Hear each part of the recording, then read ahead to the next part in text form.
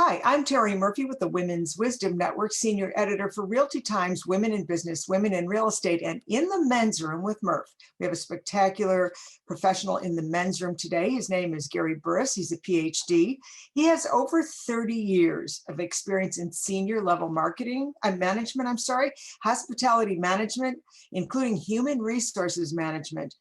Operational roles in casino operations, which had to be a challenge, resort and hotel operations, retail, golf, security and risk management, entertainment, recreation, and facilities. He's obviously really good at what he does.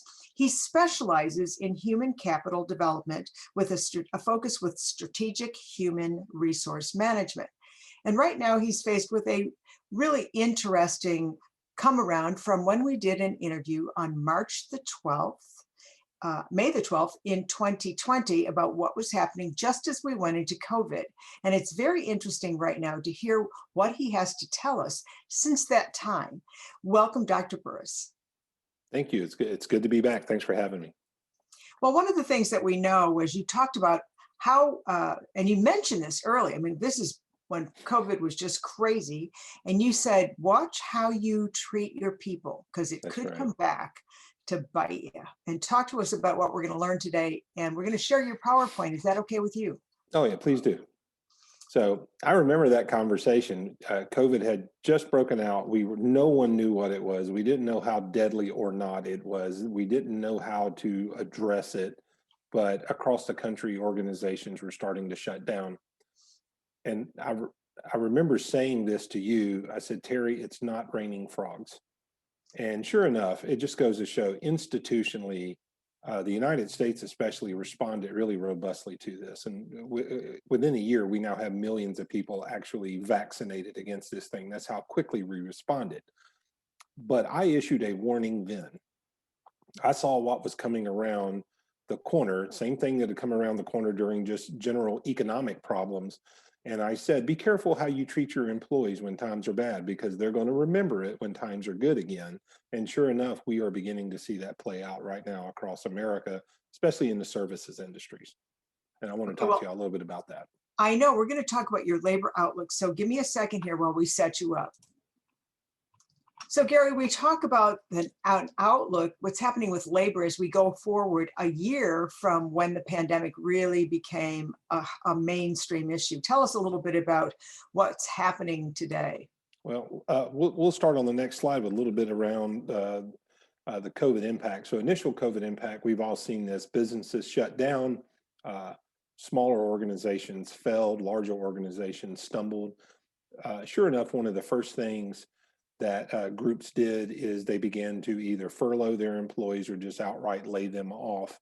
And so we all saw that piece, but we weathered that. Things began to come back. And now that businesses are starting to reopen or have reopened for several months, and the problem they're having, especially in the services industry, is that everybody seems to have money to spend right now in the economy, but nobody has to work for it.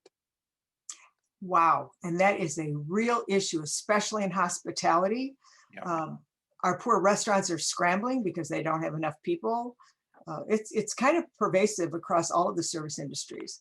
No, that's exactly right. And there's been significant research done on this. I'll tell you a few things just to lead into it. We've seen this. For example, the initial response with the CARES Act was spot on. People had lost their jobs. This money was put out there. These different services were put out there to protect childcare, to protect housing, to protect the ability to feed yourselves, pay your bills.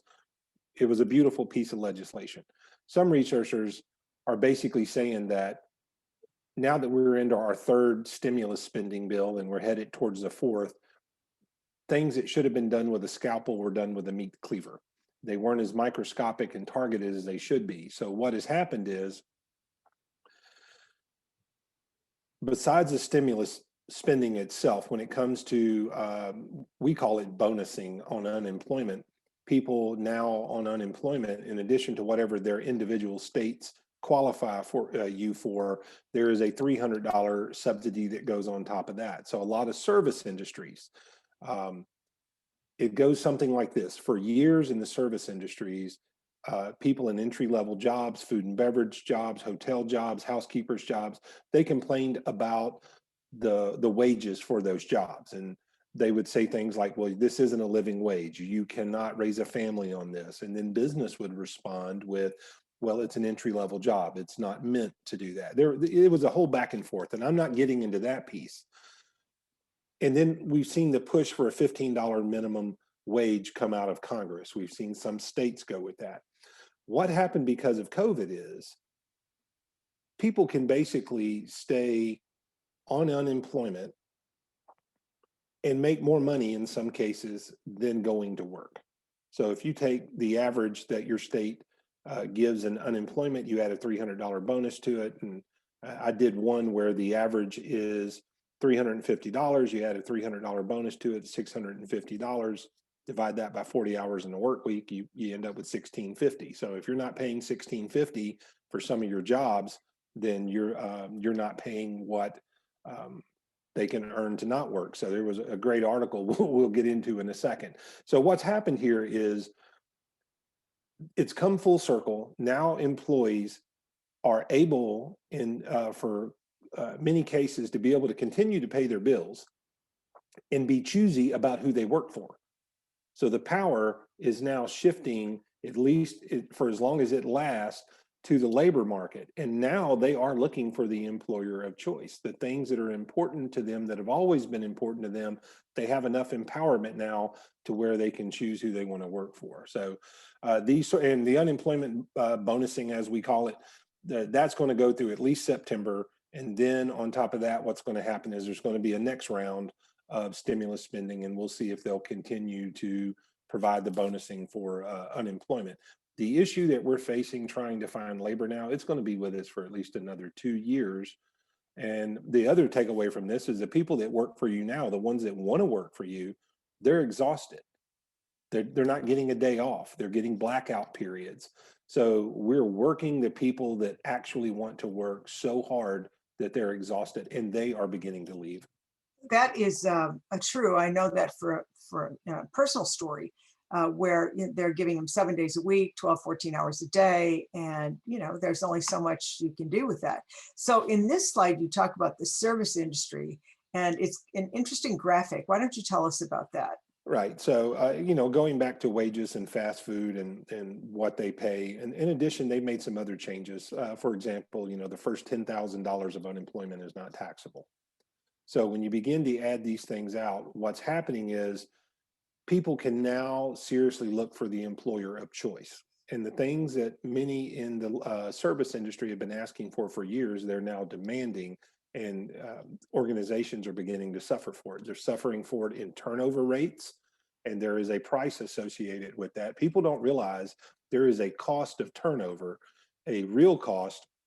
And in the service industry, for example, turnover cost for an hourly worker can be approximately $5,000 up to $7,000 per turnover. So if you go through 1,000 people in a year, and some of my clients have done that at $5,000 a pop, you begin to take millions of dollars of money that should have been profit or reinvested in the workforce or reinvested in the company, and that begins to just get blown out the door.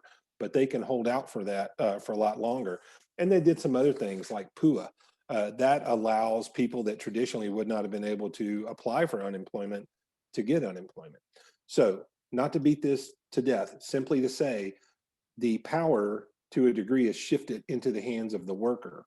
And now recruiters, for example, especially high volume recruiters in the services industry used to simply be able to have jobs available. They would go out and source it because people would directly apply for these jobs. So all they were really doing was facilitating moving people from the employment market into being an employee. Now, even high volume recruiters have to go out and dip into their bag of tricks to try and attract people to their company. Things like hiring bonuses, those sort of things, changing some of their processes around benefits, adjusting the ratio of full-time / part-time workers to begin to reflect more of what the market wants. So we are now having to work harder to capture people to work for us, to be the company they want us to be, to pay what they want us to pay, and to do the things we need to retain them. That's what we're seeing currently.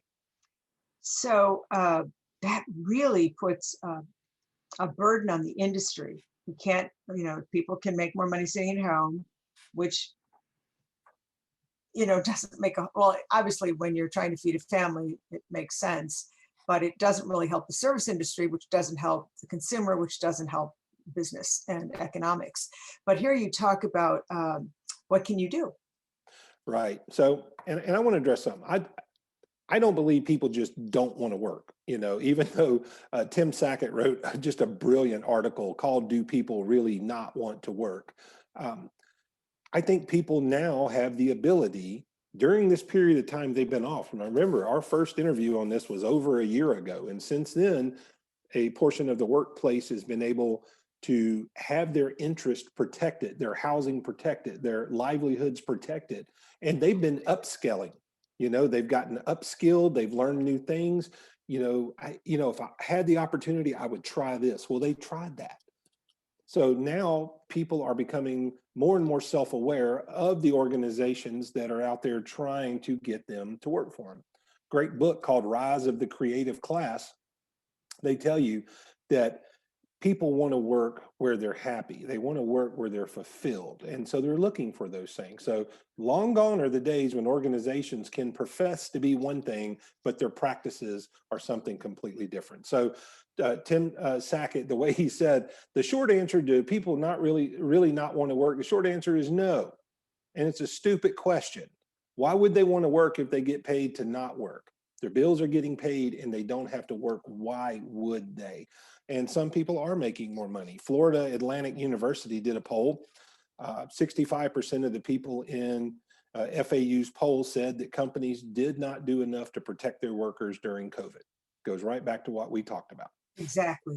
And as a Exactly. result, they're leaving. 33% of the people in that poll said that they had left. One client I know about, 65% of the people that were working for them when COVID started, that they did everything they could to preserve.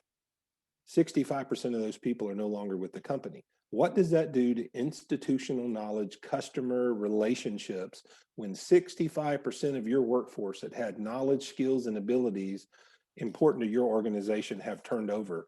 Now the bulk of the workforce is made up of new people who have less than a year experience with your customers. Exactly. And there's no time to build the trust. There's no familiarity. There's no customer appreciation. That creates a number of issues. And so you also talk about, well, what do you do then? I mean, 65% is devastating. What can we do now? Well, now I know how doctors feel when a patient comes to them with a problem and they give them some solutions, and the patients just may not really want to do it. So there are just a few things you can do, unfortunately, or fortunately. Number one is you got to hold on to the ones you have. They're showing up to work and they are exhausted. They're getting chewed on by the customers. They have supervisors that are trying to make schedules to keep the doors open so they can keep up with it. Remember, people have money to spend right now. In past economic issues, they may not have had money to spend. And so we saw the revenues go down. There's a pent-up demand for service industry right now, which makes up a large portion of the gross domestic product. So people have money to spend. They're coming to do things, but we don't have enough people to actually service the needs. So number one, you got to hold on to the people you have right now. If you've never considered your turnover rate, you should. What is your turnover rate? And then calculate the cost of turnover. You'd be surprised how many organizations, if you ask them those two fundamental questions, they'll either tell you, well, we'll check with HR, or they'll simply say they don't know. That's perfectly okay not to know, but you want to get that fixed. If you look at your turnover rate and you multiply it by your turnover cost, and by the way, very publicly available turnover cost calculators available on the internet. Thank you. Good. It's a good Yeah, resource. that's right. Just put those things in there. They'll put it and they'll ask you, what is your recruiting cost? Or how much do you believe getting up to speed is costing you? You put those assumptions in there, okay? And it's going to spit out for you what the average cost of an entry level person is. Some of my clients, like I said, $5,000 to $7,000 average cost of turnover per head.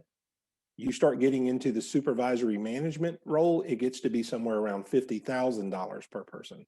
So number one, hold on to the people you have. Um, there's you have upset customers. If you have a lot of part-time workers right now and you're working them full-time hours, you consider making them full-time and making them happy if that is what exactly they are looking for. Those sort of temp people, looking at your full-time, part-time ratios. I have a lot of people believe that if they keep employees part-time, that they're saving money. Well, I'm not paying them the benefits cost. Maybe they don't get as many vacation days. Well, when I've surveyed labor markets in different states and different cities, frequently I hear the same thing. Number one, I'm looking to maximize hours and I'm looking for benefits. Now, there is a portion of the economy that does need part-time, and that's what you want to plug in it. But you'd be surprised. I've had individuals share with me that their organizations were 95% part-time and they were just turning over, turning over, turning over. And I said, you know, you think you're saving money, but you're probably not. You ought to research making a few of them full-time. And also, by the way, when you change to full-time from part-time, you'll usually find you actually need less people working for you through scheduling, so you can save money that way. Anyhow, there's that piece. Let us not forget how far kindness and helpfulness goes. We're all in this together should be the mantra. Supervisors have a special role because they're usually the ones that are in a rock and a hard place. They are trying to execute the strategy and the tactics of the firm, and they're the ones down there making the schedules, making the hard decisions on who gets a day off, who doesn't, who has to force overtime, who doesn't. Supervisors have a special role to play. You need to start by making sure you hear their voice first and understand how the supervisors are struggling. Hear what they have to say, hear what their challenges are, and then share with them the voice of your associates. If you listen to them, the associates will tell you why they're leaving. I do a concept called nominal groups, which is where I get with employees before they quit, and I have a way of figuring out statistically why employees in an organization are going to quit before they quit. Every time I've done this over the last 10 years, it never makes the top 10 that it's money. Money is an attractor in today's economy during COVID. You have to shine. We're finding ourselves doing all kinds of bonusing to come on. We're doing all kinds of scheduling. We're offering all this stuff to get people to attract to us. So it's an attractor in an economy where they're making money. But it's not the reason they usually leave employers. They usually leave employers because they're burned out, and supervisors are not doing as good a job as they should at facilitating employee success. And that's what supervisors are supposed to do. And they're so busy with the busy work the organizations put on them, they don't have an opportunity to do that. And here's a hidden thing that is not to me, the silent thing. What's happening to the customer experience? Because if you're burned out, you're obviously not at optimum health, optimum attitude. And so what's translating to that consumer? And unfortunately, if you look at all the money that's put into it, like let's just take a restaurant, forget the permits and the design and and what placemats and all of those things. You get one grumpy, overworked, underpaid person who doesn't feel like they're being appreciated. And what does that do to the ultimate business? It's not calculable, but it will show. So you talk about, in this case, more remedies. Yeah, one of my friends in the recruiting world, he told me a story about one of his recruiters that simply went out for lunch. And they went to a commercial burger place, ordered a burger through the drive-through, and waited 20 minutes. And when they couldn't take it anymore, they drove around, parked, went into the place, which they didn't want to do, to demand where their hamburger was. And she said the entire restaurant was staffed by two people, and one of them was sitting in the middle of the floor of the kitchen crying. That's just tragic. And it is tragic. Because it's overwhelming. Overwhelm leads to despair. And I mean, what can you do? Think about that poor individual. They're totally overwhelmed. I totally understand that, having been in a high demand kitchen.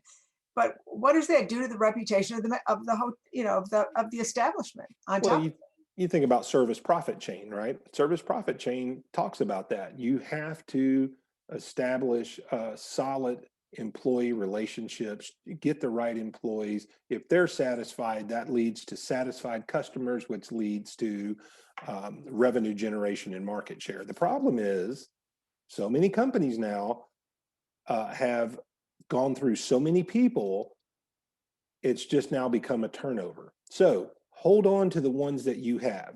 You need to stop, drop, and roll and get out there, listen to their voice, and do whatever it takes to keep them. This is important because it's going to save you money in the long run. We talked about hiring bonus. There's three things. You can hold on to the ones you got, you can pay them more money to hire them, and you can hire faster. So let's talk about the hiring faster piece. Hiring faster is if you have an outmoded way of doing things in which you like to reject 5 people for every 1 person you hire, yeah, that's done. Stop doing that. If they show up and they can breathe, you need to hire them to get pressure off of that system for the employees that you have now that have your remaining knowledge, skills, and abilities important to your customers. So I've dealt with people that, they'll say, well, our rejection rate is 5-to-1 ratio. I'm like, okay, but you're 100 people short. So that means I would need to provide you 500 candidates for you to turn away, and they just don't exist right now. They just don't. So you got to hire them faster, number one. On the spot job offers are important. There's something called a ghosting rate. And what's happening is from the time they click apply on your website, they're clicking apply on everybody else's website at the same time. So when you look at Indeed, in at least one geographic region of Oklahoma, I know that 33% of the clicks on Indeed are not for a specific job. They're only for a zip code. What that's saying is they are applying for any job that meets their basic skills, and they're looking for which one of those jobs pays the most. So the first person to be able to get hold of them usually wins. Now, if from the time you get hold of them to the time you can actually interview them and offer them a job, whoever else is calling them, the first person that can offer them a job is winning. So you need to go back and look at your processes. The sooner you can do it, the better. If you can do what we're doing and do an interview via the computer, and that speeds it up, it's fine. But the ghosting rate is showing 50 to 60% of the people that apply for a job with you, you will never hear from again, even after you've set up the appointment. So you've got to redo the way you do things to get them in quicker. So that's that. And then finally, diversity and inclusion. We talk about this. It's gaining strength in America. This comes back to employee voice. I saw it, I love memes that I see on social media, because within the memes, if you think about it, there is always an element of someone's truth in those memes. And I saw one, I wish I had thought to include it, but it basically said, if the pandemic taught us anything, it was that if you are disabled, you could have worked for them at any point, they just didn't want you. That sort of power was that, hey, you can work from home. Most companies now have gone away from just forcing everybody to work at their central location. They have found over a year that working remotely actually works, that associates are more productive. So diversity and inclusion, what I'm saying here is drug testing, all right? State by state by state, the concept around marijuana usage is falling. Every time marijuana usage comes up on the ballot, it passes by an overwhelming majority. More organizations now are beginning to simply not test for it, especially for entry-level service sector jobs. You must have no tattoos. Okay, that needs to go away too. If they have tattoos, as long as they're not violent or offensive or something, you have to ask yourself how important it is. Hire the person with purple hair that's expressing themselves. All these draconian measures that employers used to be able to put to make somebody be shaped into the mold the employer wanted, you don't have that luxury anymore. Well, as a master coach, I will tell you that one of the issues I find is that everybody's so busy trying to scramble to set up new processes and initiatives that they're not getting together even for 15 minutes with a huddle and or a meeting, but where the employees can be heard. And when they're heard and when they're recognized in front of other employees for, pulling together in a really tough time, people start building the community, and the community is what survives. That's what really we found has really helped the turnover rate. That's Uh, brilliant. there's got to be more you can do though. And I know that you're expert at this. So you say hire faster and pay Right. quicker. That exactly right. Three things you can do. You can keep the people you have, which I really cannot overstate. You got to keep the people you have. So you remember when we were in high school and we took algebra, right? And the bathtub is filling up at a certain rate, but it's emptying at a certain rate. And you had to figure out the expression. And you said to yourself, I will never, ever in my life use this. We're using it right now. The rate at which people are leaving employers is a certain rate, and the rate at which they are filling them is a certain rate. And you have got a pressure system building where you've got to change some of these variables. You've Wow. got to hold on to the people you have so that the people you pour back into the system will take the pressure off of them. When I say hire faster, for example, consider text to apply. Some employers aren't doing this, but you can literally set it up with Indeed, for example, to where you can get a word issued to you. And if you want a job, just text the name of your company to this number and it goes right to your recruiting function. And if you're your own recruiting function, there you go. But the idea is you have to be able to get them into your place quicker than you used to. And you have to really consider how inclusive you're willing to be to give a good-natured, well-meaning, hardworking person a chance if they look differently than you, if they're enabled differently than you. If they can do the job with or without a reasonable accommodation, now is the time to give them opportunity. And then to support their well-being and the facilitation of success when they start working for you. So again, hiring ratios from 5 to 1, they need to go down to 2 to 1.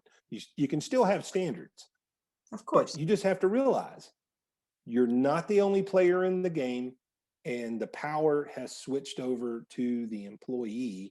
Now show them why you're the company that they should work for. Paying quicker, I have found this, the first check is sometimes the longest check to get to because it lags. So if you're considering doing things like signing bonuses, you could consider take that signing bonus and begin to spread it out over the first couple of weeks of employment. Now So you that's smart. work for Yeah. me a week, don't quit. I'm going to give you part of this signing bonus. Work for me the next week, don't quit. I'm going to give you the other part of this signing bonus, and then eventually their paychecks start. But that first couple of weeks waiting for that first paycheck, that can be difficult for people that may not have much of a safety net to go on. So think about what their journey looks like from the point they apply to the point you offer them a job to the point they get their first paycheck. Shorten that window where you can to facilitate their success. Well, I know that I interviewed one of the co-founders of Wise Hire, and he did talk about the fact that when you have coaches behind some of the hiring process, especially if it's for an upper management job, it really helps to know what the empathy factors are for leadership, because when people have an exercise empathy, and you know what I'm talking about from a leadership standpoint, their customer, which is the employee, is more likely to stay when they know they're being heard, and that and they can offer solutions and authorship. So as we conclude, and again, it's been nearly a year. It was May of last year when you and I first talked about this and published it through our channels. Uh, where are we going from here, Gary?